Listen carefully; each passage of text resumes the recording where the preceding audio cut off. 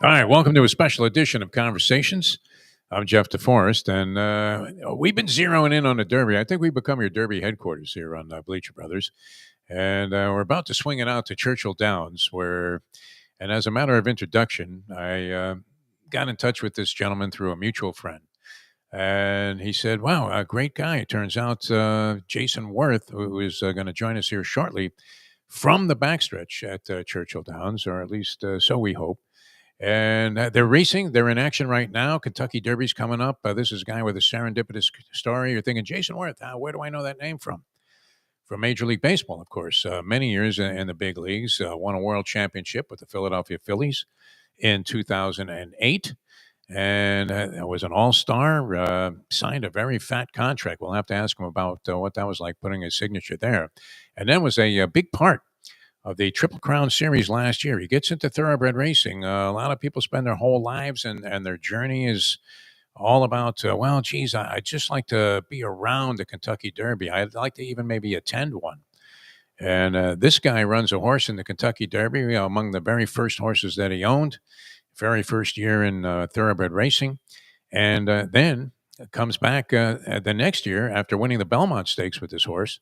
He is racking the Kentucky Derby again. So hoping to connect here with Jason Werth on this edition of Conversations. Story goes like this, though. A buddy of mine, and there he is. All right, we did it. We made the connection. Look at this handsome gentleman. You guys recognize him. I don't know. Are you more recognized now from your brief connection with thoroughbred racing, Jason Werth, than you were even from your 15-year Major League Baseball career? How are you? Thanks so much for doing this. I'm good. Thanks for having me. I'm down here at Churchill Downs. I'm at Club SI inside here. They just finished the second race, so I was had it on mute because it's really loud. I was trying to find a quiet place to get to for you, but there's not too many places that are quiet down here. But nonetheless, I'm here. Thanks for having me. And yeah, man, here we go again with Flying Mohawk. It's crazy.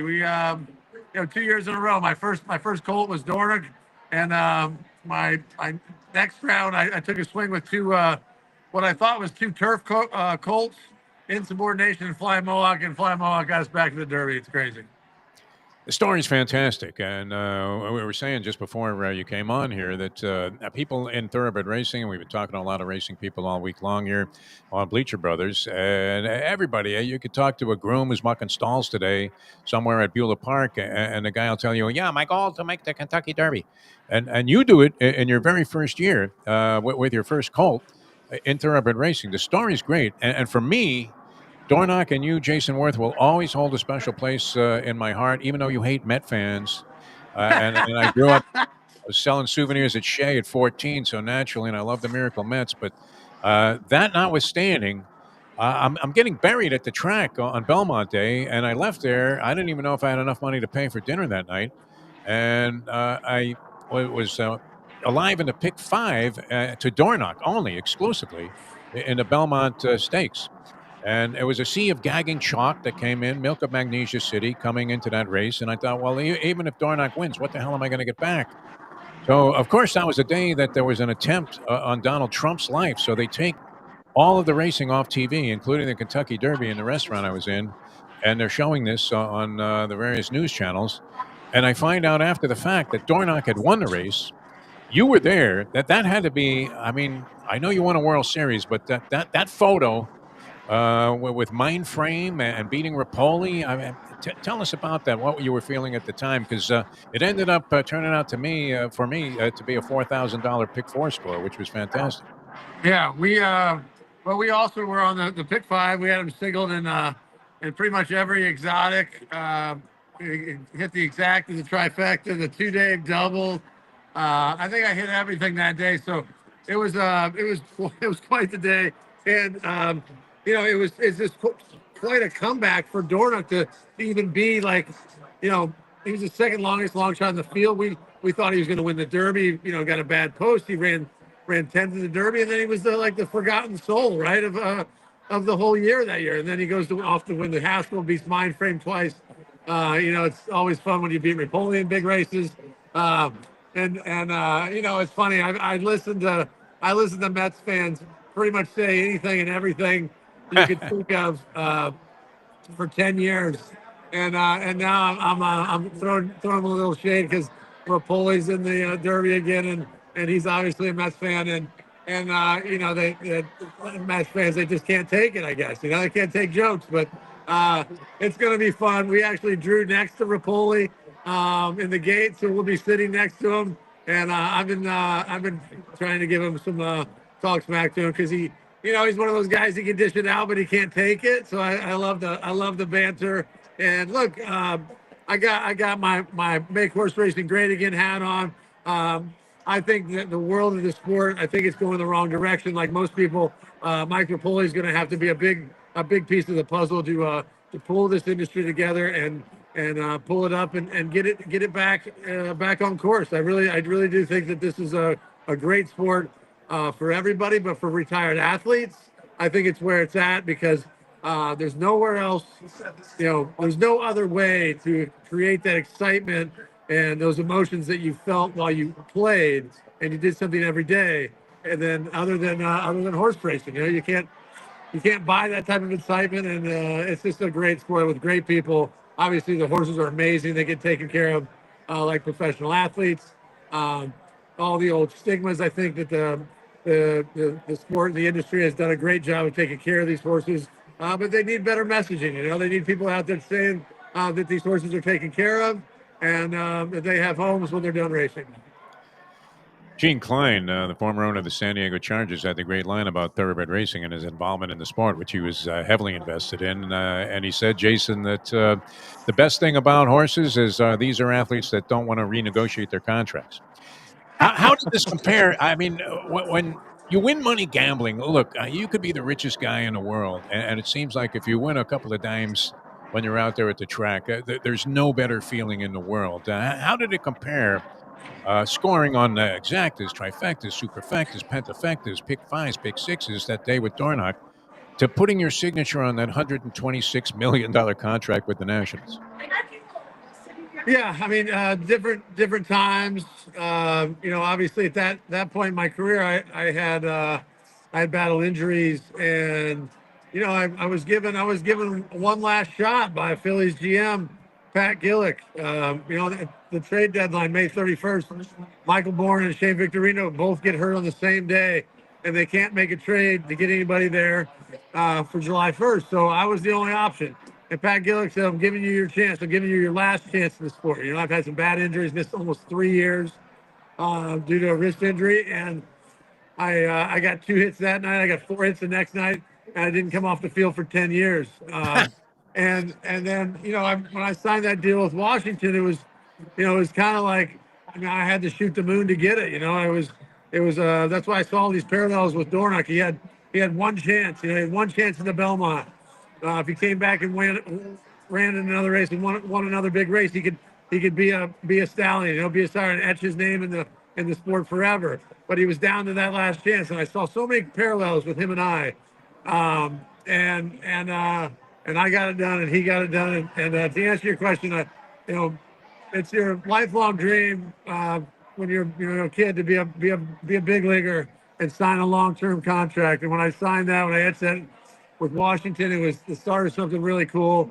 And definitely very fortunate and grateful to the Lerner family for doing that. But I went in there with a job to do. We had to turn an organization around. MLB had run that organization to the ground. The Lerners got a hold of it, and with some help, we got it back on track, and they won a World Series in 2019. So I've been part of industries and part of organizations that have turned it around, and I'm here to do the same thing with horse racing. You get into horse racing by bizarre circumstance. You're out playing golf with a bunch of guys in Florida. And they said, well, we need an investor. You would be perfect for this, Jason Werth. How did that come about when you first had your initiation into thoroughbred racing? Yeah, so I was playing golf with some guys. So somebody's having a birthday party over here. So I got into horses with a guy, Rich Averill, that I play golf with, and a couple other buddies that owned Florida breds, and we got in on some good fillies. And we had our Callie Kim, our Harper Rose, our Adios Jersey, and it kind of got me going in the right direction. And then we went to a couple sales. I walked into the bar at Keeneland, and I went right instead of left and ran into Danny Gargan, and that's how I got in on Dornoch. And that experience with Dornoch is what changed the course of time for me and really my family, and got me into horse racing. A lot of people, I mean, Rick Pitino, a good friend of ours, said, "Hey, They he won't let used you the out here. standard line." He said, how do you make a small fortune in horse racing? You start out with a large fortune." You have had the opposite experience, though, with Jason Werth. Yeah, no, Very, we've very done tough at the beginning. we've done great. We were truly blessed and truly lucky. They're trying to kick me out of the SI club. It's a really good look here. Well, we'll lose our job if we let you out here. They won't kick you out. They won't kick me out. I promise you. Well, we haven't Tell had a guy thrown out. We've had people arrested on the show. tell this guy not to kick me out. We're just gotta finish this Don't kick him interview. out. He's on As long TV. as you don't kick me out. As long as I don't lose my job. I'll call the manager. You got to give him the Jimmy Conway treatment and just stick 100 in his pocket there. I think that always works. So she's kicking me out too. All these ladies will kick me out. Please tell him I have a couple of mint juleps. So nice here at the SI Club. My Unbelievable. God, you're in the elite. I'm only an ambassador for next 2 days. I'm going to kick them out. Do they know who you are? I mean, show them a picture of Flying Mohawk. Oh man, I'm gonna go walk back in the kitchen maybe. Anyways, Okay. look, it's a great sport. We're excited. We're excited to be part of it. We've been extremely lucky. I started my racing syndicate, Icon Racing. We raised over $3 million to buy horses last year with about 24 new owners. We're raising our second group. The first group was called Affirm. We're raising money for our second group called Big Brown, and we're bringing new people, new owners to the sport. And I think that's the way to change the sport. You got to bring in new owners. You got to get people excited about owning the horses and give them a great experience at owning horses, because that's different than betting on horses. It's different than going to the track. I mean, the idea that you wake up every morning and you check on these things, and you follow them along. You're paying the bills for them. You're training them. They're like your own sports franchise. And they become family members. My God, when we go to see Dornoch in the barn the night after Travers, after he ran fourth in the Travers, and he was staring out the back of his barn at the racetrack, and you could just tell that the disappointment, and it hurts, and we were all pulling for him, and we were all disappointed, but that's what makes the sport so great, the highs and the lows, and it's not like any other sport. It's such an interactive sport. It's such a family oriented sport. You do it with your family, you do it with your friends, you do it with the people you want to do it with, and it's a great time. You mentioned you were investing in some grass horses, and Flying Mohawk would fit the bill. More of a grass horse, synthetic racetrack favoring horse, and running on the dirt. For the first time here at Churchill Downs, Jason Werth. What kind of prospects? 30-1 morning line. I think that sort of has stayed that way through the early wagering. I know we're still a couple of days away from the race. How do you see this thing? Is this going to be a Don Quixote story for you 2 years? Yeah, I mean, look, it's like in professional sports. No, once you get on the field, no one cares where you're drafted. No one cares, how much money you signed for. Everybody's equal. So we're as live as anybody else. He's been training great. He's sound. He's got a great mind on him. Nothing bothers him. I think half the battle with some of these horses is getting in the gate. So I think, I would be surprised if he wasn't on race day, if he wasn't ready to win. But obviously we're up against some great horses. We snuck in at a second place finish in the Ruby. But look, we could run him in the American Turf Classic, but who's to say we'd have a better shot there than we do in the Derby. So when life gives you chances, I think you take it. And who am I to tell this horse and tell this jockey, Joey Ramos, another great story? Who am I to tell these guys they can't run in it? So we're running. All right, just a couple of more things. I know you're under pressure here because they're trying to boot you out of the play. Are they still putting a stranglehold on you and trying to kick you out of? I guess as long as I don't go through this door and stand in this hallway that no one's in, I guess It's fine. I'm over. I'm where I need to be. I'm by the I'm by the halters. Might put one on and go for a run. I don't know. All right, if you weren't invested personally and obviously monetarily in Flying Mohawk, who would you look at in this race? I mean, who are the horses that you have to beat? Are they the obvious ones, or do you have a surprise for us? Yeah. So I obviously journalism looks really good. He's a really good looking horse. Moves across the dirt. Like I don't know if I haven't been in the sport that long. I don't really know what I'm talking about, but I do have a good eye for athleticism, and he's got a lot of it. I love Tistastic. I think that's a really nice horse. Obviously, flying. Uh, what is it? Gambit, the horse that beat us in the Ruby. Flying I Gambit? can't. Yeah. What is it? I can't think of it. The Gambit horse, the one that won the Ruby. Yeah, I Yeah. got horses on my brain. I'm really surprised to see him. You know, he's got a big turfy foot, but he was moving really good across the dirt today. He looks really good. He ran a big race in the Ruby. I don't know. My big bet is a Jeff Ruby exacta box. Us Flying Mohawk and the Gambit horse. I can't believe I can't think of his name, but that'll be my Final. exacta. Final What gamut. is it? Final Gambit. Final Final Gambit. gamut. Final Yeah. Gambit. I want to call him Royal Gambit. Final Gambit. Yeah. I wanted to call him Uh, Flying I, Gambit, but you have yeah, Flying yeah. Mohawk. When I started to say Flying Gambit, Flying Mohawk. But I love that. But I don't know. I'll have Flying Mohawk in all my supers as well as Final Gambit. And there's some other horses that are nice. I know Rapoli's horse Grande looked good on the track today. Sovereignty. I mean, this is a Kentucky Derby. Every horse in the field looks good, right? It's an amazing event. It's unbelievable to be part of. I am happy to be here. I am blessed to be here, but at the same time, we're here to win. You stole the show on the Netflix Race to the Crown, which I thought was outstanding, and that's why I'm amazed that you're, under duress here from these guys in whatever executive room you're in. They I got don't, they kicked out don't of the watch this show. They're just working. That's all right. I got kicked out of the gold room there because I was desperate to try and bet some simulcasts, and they thought I was acting bizarrely and questioned my behavior. So it's quite a distinction to be thrown out of one of the elegant places there at Churchill Downs. As you look at it, I know you've been asked this question many times, and you talked about it on the Netflix series.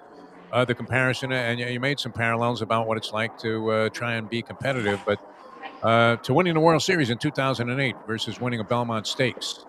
Is there any parallel there? Yeah, I would say so. I mean, I to make a horse reference, I said winning the World Series is one, the parade in Philadelphia is 1A, and winning the Belmont would be 2. So,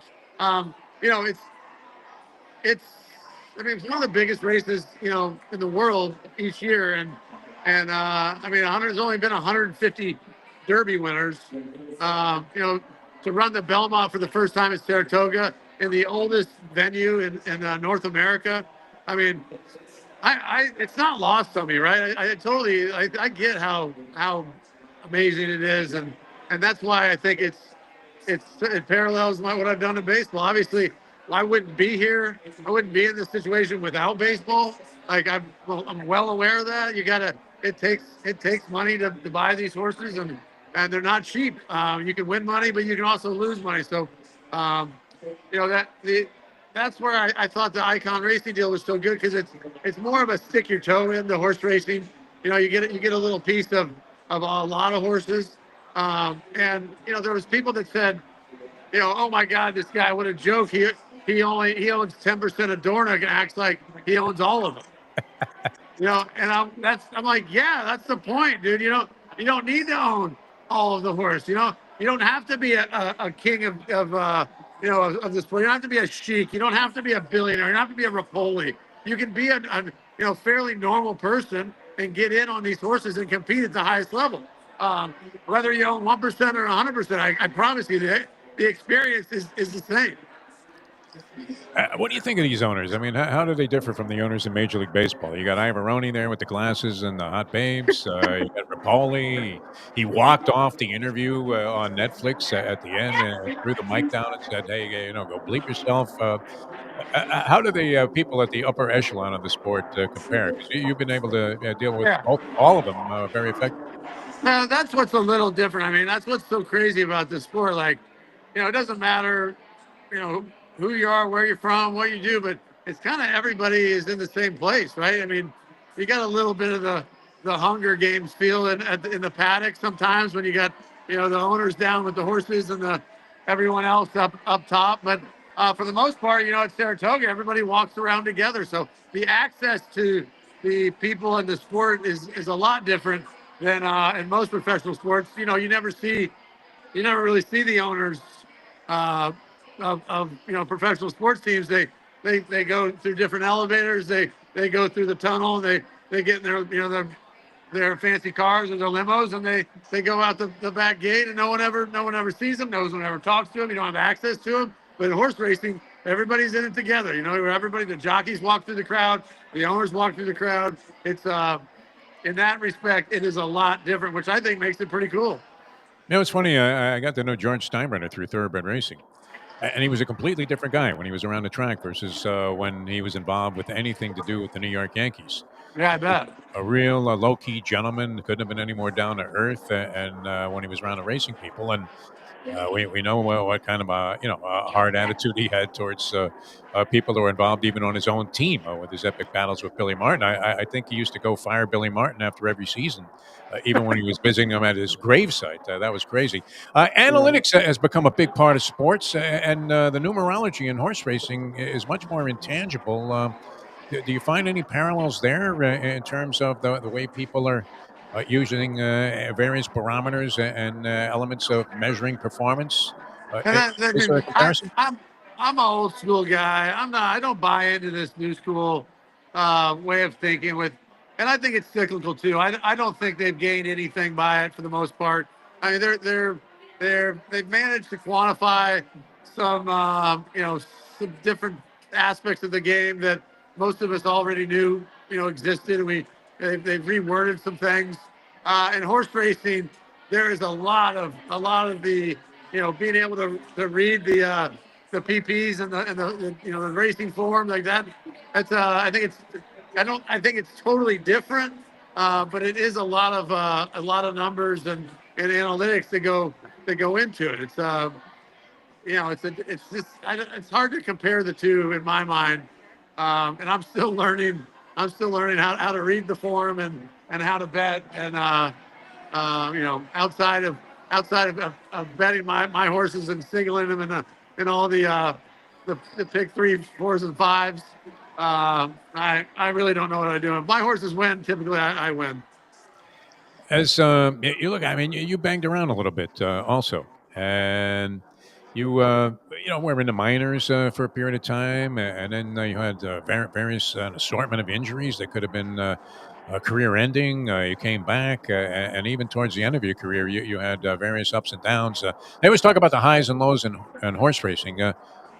You haven't really been prepared for the highs and lows in horse racing because it's mostly been a high, but.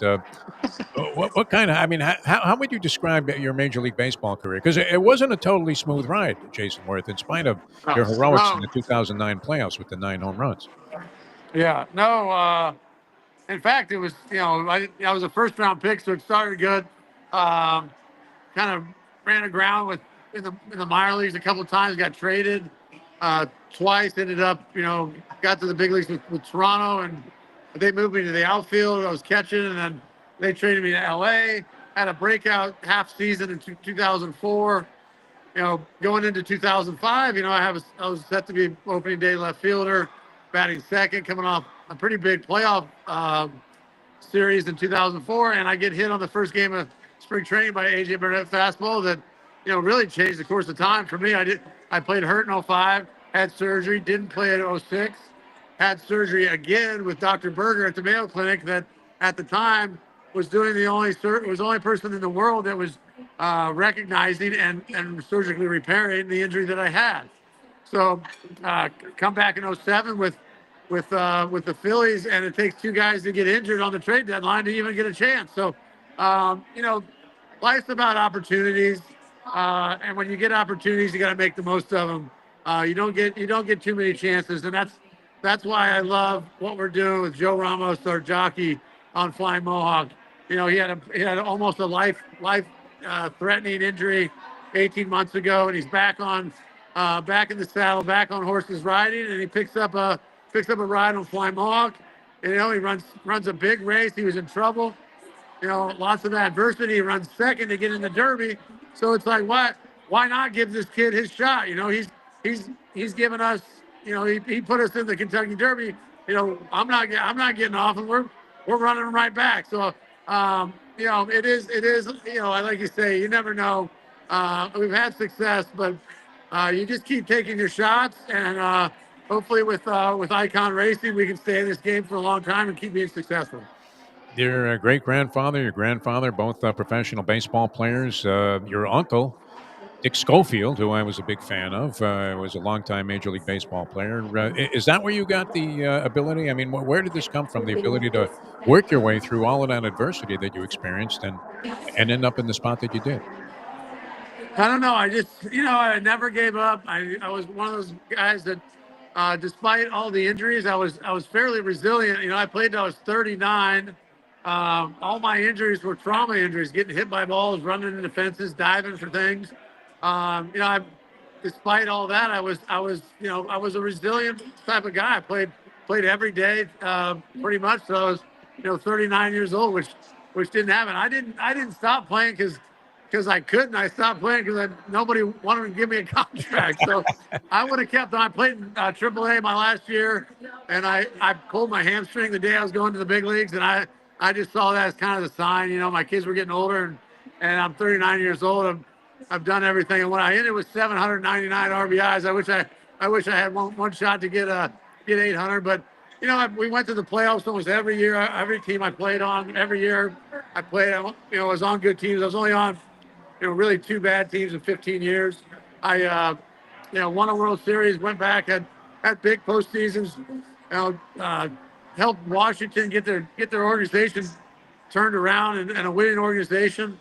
They won a World Series, so there wasn't much left to do for me. And now that I found horse racing, or horse racing's found me, whatever you want to call it, we've entered into a different chapter of life. Obviously, we wouldn't be here for baseball, and we're very grateful for the opportunity to be here at Kentucky Derby, 151, 2 years in a row, 50% on Flying Mohawk, a turf $70,000 turf horse. It's just it's insane. So if you see us bombing down the lane on Saturday, don't be surprised. I wouldn't count my man out. I would say the celebration that we witnessed in the Netflix series when Dornack won the Belmont, along with me, who was running to the windows to cash a ticket I desperately needed money on, was only exceeded by the time MC Hammer won a cheap claiming race at Gulfstream Park, and I happened to be standing behind him. And he Yeah, went right. flat out of his mind. Are you competing with Bregman at all in terms of where you're at in horse racing? Yeah, so we've talked quite a bit. You know, we're kind of both getting into it same time. He loves it. You know, I think you know, you got bringing a couple guys in. I think that's what the sport needs, man. We need you know, younger owners, newer owners, interesting people. You know, more eyes on the sport, and I think that's going to do nothing but help. But obviously, he's got the itch. He's still playing, so he's not able to come to as many races. But he had Governor Sam ran in a big race yesterday. Named it after his dad. We went to the Breeders' Cup and went to the paddock with him. And you know, he's a great guy, great player. You know, just not a big deal with the Red Sox. So he's still got some playing in him and some stuff to do before he totally gets into this horse racing thing. But no, you know, it's a great community. We all pull for each other. Obviously, there's competition on race days, but there's so much at stake. You know, it's just a great community, and everyone around it's just awesome to be part of. All right, we'll let you run, but we have one more question. And we appreciate you dodging the security people there to do this interview. Fantastic, Jason. They said you were a great guy, and turns out to be absolutely the case. The owner of our network, the great AJ Johnson, wants to know, where do we get the hat? Where can we get that hat? And will you be wearing that? Because we know the Derby is very famous for all of the variety of hats. Betsy Johnson Yeah, designing I've hats. got Where'd you I've get got a this little one? bit more planned for I Saturday. would imagine. But Thursday here at Derby, you got the locals Derby. I was actually just out front. We did a bit where we shaved a guy, a kid, a Mohawk for 2 tickets on Saturday. If I would have had another Marga hat, I would have gave it to him. But I'll see if I can't send you a Marga hat. I don't have them for sale anywhere. But I got one for Rapoli. I got one for Dwayne Lucas. I got a few left to hand out still, but I'll make sure you get one. All right. Well, we can't thank you enough for taking time out. I know you're very busy and all over the track today, and the races are going on, so we're probably keeping you away from the windows. And can't thank you enough, Jason Werth, for being with us here on this week's edition of Yeah, thanks for Conversation. Good having me, luck with guys. Go Flying Mohawk. Flying Mohawk. Flying Mohawk. We're flying to the All finish. right, take it easy. Thank Thanks you. so much for being with us, Jason Werth, though, ladies and gentlemen, with us here on Conversations. That was an oddball. I've had a guy actually. I was interviewing a former NBA player, Grant Long, and he lives in Michigan. And there was all this stuff about racial profiling going around at the time. It's early in the morning. It's even an hour earlier where he was. So this was taking place about 7 in the morning his time. And it was the only time ever we've heard sirens in the background while we've been conducting interviews and all kinds of crazy stuff going on, dogs barking, as is happening quite frequently these days with everybody doing streaming out of their homes. But I had only once had a guy actually get stopped by the police in the middle of an interview. This was fortunately only on the phone, and be interrupted by that. But we nearly had Jason Werth thrown out of, and they're pretty strict there. If you're walking around without a credential that fits the bill, they will throw you out of virtually anywhere at Churchill Downs during the next few days, especially on Saturday when they run the 151st running of the Kentucky Derby. Hey, we can't thank Jason Werth enough for being on with us. That was terrific of him to take the time out of his day and give us all that time. Hopefully, Flying Mohawk will run well, a serendipitous story in thoroughbred racing. And we wish him the best of luck and wish you guys the best of luck as well, as I think Bleacher Brothers has become your headquarters with Mark Cassie and Sandman on the show on Bleacher Brothers the other night, and Larry Colmus, Kate and Bradar, Pete Aiello, great track announcers and FanDuel analysts joining us. Joe Quills, of course, had his speed figures out there. He was impressing Mark Cassie. So Bleacher Brothers, definitely the place to be for all of your insight into the Kentucky Derby. Thank Jason Werth for being with us. Thank our friend Frank Miramonte for turning me on to getting him on the show, and AJ Johnson for putting things together in the background area. He always does a great job. For everybody connected with the Bleacher Brothers Conversations program, I'm Jeff DeForrest, and we'll see you next time. That'll be Tuesday at 10 a.m., the next edition of Conversations.